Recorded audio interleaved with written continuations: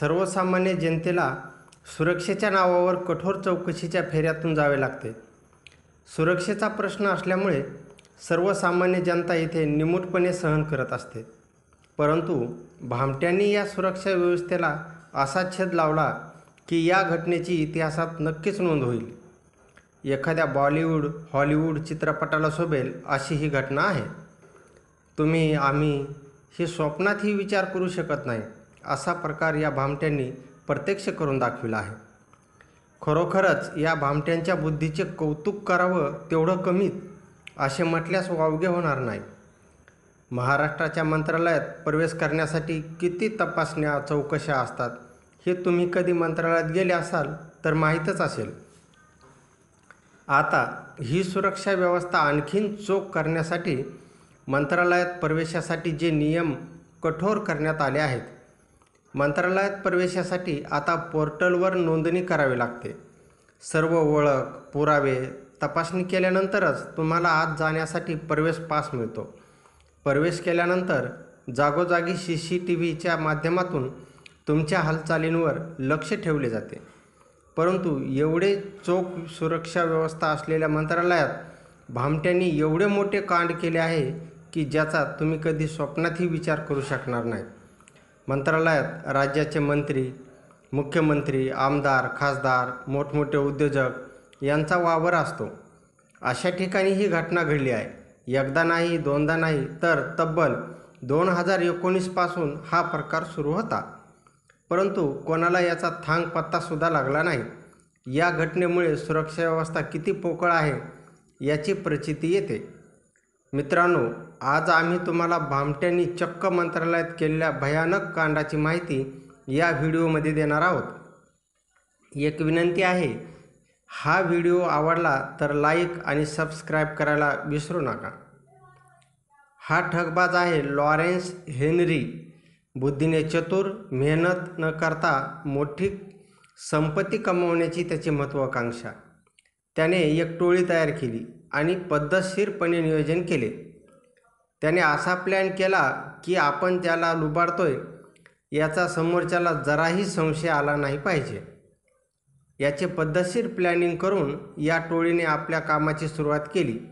ते बेरोजगार तरुणांना हुडकायचे, त्यांना नोकरीबाबत माहिती द्यायचे.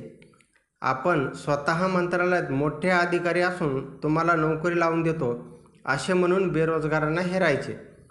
सरकारी नोकरीचे आमिष दाखवून ठगबाज टोळीने थेट मंत्रालयात मुलाखत घेऊन अनेक तरुणांना गंडा घातल्याचा धक्कादायक प्रकार उघडकीस आला आहे. या प्रकरणी नागपूर पोलिसांच्या आर्थिक गुन्हे शाखेने लॉरेन्स हेनरी या ठगबाजाला अटक केली आहे. या प्रकरणात सुमारे 1,60,00,000 रुपयांपेक्षा जास्त रकमेची फसवणूक झाल्याचे प्राथमिक तपासात उघडकीस आले आहे. पण या प्रकरणाची व्याप्ती मोठी राज्यभर असल्याचे तपासातून पुढे आले आहे. या फसवणुकीप्रकरणी सध्या एकूण 4 जणांविरोधात गुन्हे दाखल करण्यात आले आहेत. तसेच या प्रकरणाची व्याप्ती पाहता आरोपींची संख्या वाढण्याची शक्यता आहे. नागपूर पोलिसांनी या प्रकरणाचा तपास सुरू केला आहे. सरकारी नोकरीच्या शोधात असलेल्या तरुणांना हेरून त्यांना लाखोचा गंडा घालण्याचा एक प्रकार नागपुरात उघडकीस आला. धक्कादायक म्हणजे या प्रकरणात ठगबाज आरोपीच्या टोळीने तरुणांची मुलाखत थेट मंत्रालयात घेतल्याचेही उघडकीस आले आहे. त्यामुळे सुरक्षेच्या दृष्टीने अतिशय महत्त्वपूर्ण असलेल्या मंत्रालयाच्या सुरक्षा व्यवस्थेची पोलखोल ही फसवणुकीच्या या प्रकरणातून झाली आहे. राहुल तायडे या नागपूरच्या तरुणाची लॉरेन्स हेनरी नामक ठगबाजाशी 2019 ओळख झाली. लॉरेन्स, त्याची पत्नी शिल्पा आणि सहकाऱ्यांनी राहुल तायडेला सरकारी नोकरीचे आमिष दाखवत वेळोवेळी त्यांच्याकडून तब्बल 9,50,000 रुपये उकळले. अगदी कमी पैशात नोकरी मिळते म्हणून तायडे या आमिषाला बळी पडला. नोकर भरतीची जशी प्रक्रिया होते अगदी तशाच पद्धतीने या भामट्याने हे सर्व घडवून आणले. मंत्रालयात कनिष्ठ लिपिकाचे पद असल्याचे सांगत थेट तायडेची रीतसरपणे भामट्यांनी थेट मंत्रालयात मुलाखत घेतली. त्याकरता मंत्रालयातील खोटे दस्तऐवज, बनावट ID कार्डचा वापर केला गेला. मंत्रालयात शिल्पा उदापुरे अशा नावाची पाटी लावलेल्या कक्षात तायडे यांची मुलाखत घेतल्याचं सोंग केलं. मुलाखतीनंतर तायडेला सांगण्यात आले, तुझी निवड झाली आहे. विशेष म्हणजे निवड झाली, तुझे रुजू ऑर्डर निघणार आहे. त्यापूर्वी राहुल तायडे यांची राज्यपाल आणि प्रधान सचिवाचे सहीचे चक्क खोट्या पत्राद्वारे मुंबईच्या जे हॉस्पिटलमध्ये वैद्यकीय तपासणी देखील करण्यात आली. परंतु 2019मध्ये मंत्रालयात मुलाखत, मेडिकल होऊनही अद्यापपर्यंत नियुक्तीपत्र मिळाले नाही. त्यामुळे तावडेंनी तगादा लावला, परंतु त्याला उडवाउडीची उत्तरे मिळू लागली. त्यामुळे तायडे यांनी थेट नागपूरमधील हुडकेश्वर पोलीस ठाणे गाठले आणि घडला प्रकार सांगितला. पोलिसांना ही माहिती मिळताच धक्काच बसला. तात्काळ चक्रे फिरले आणि पोलिसांनी लॉरेन्सला मुंबईतून अटक केली.